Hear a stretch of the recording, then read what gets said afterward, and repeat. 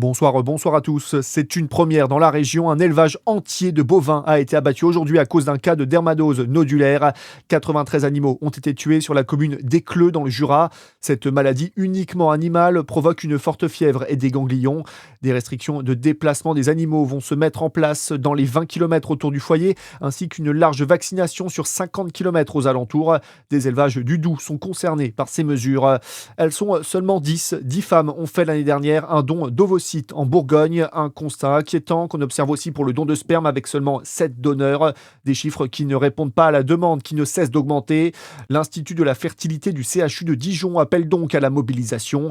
Une grande journée de sensibilisation est prévue samedi place d'Arcy dans le centre-ville.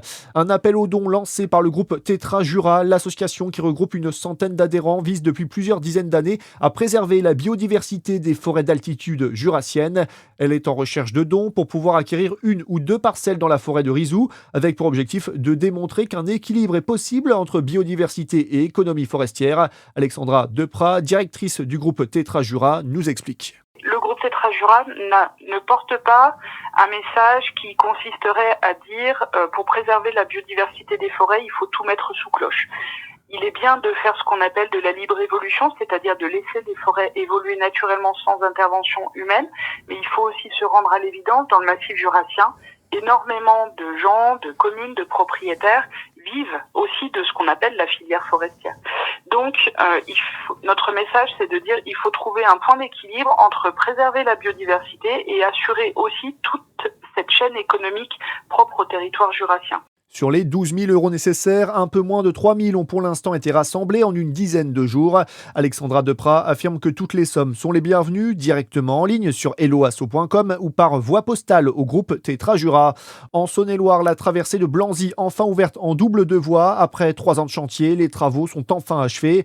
Une première section a été ouverte à la circulation cet après-midi. Il s'agit du sens Paray-le-Monial Montchanin. Dans le reste de l'actualité également, Nicolas Sarkozy sait maintenant quand il sera placé en détention.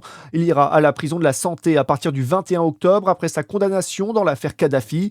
L'ancien président était convoqué en début d'après-midi devant le parquet national financier. Il est reparti sans faire de déclaration. Et enfin, l'espoir d'une paix à Gaza. Un sommet est en cours en Égypte en présence d'Emmanuel Macron mais aussi de Donald Trump, le président américain qui était avant cela en Israël. Devant le Parlement, il a salué la fin d'un long cauchemar après le retour des derniers otages du Hamas.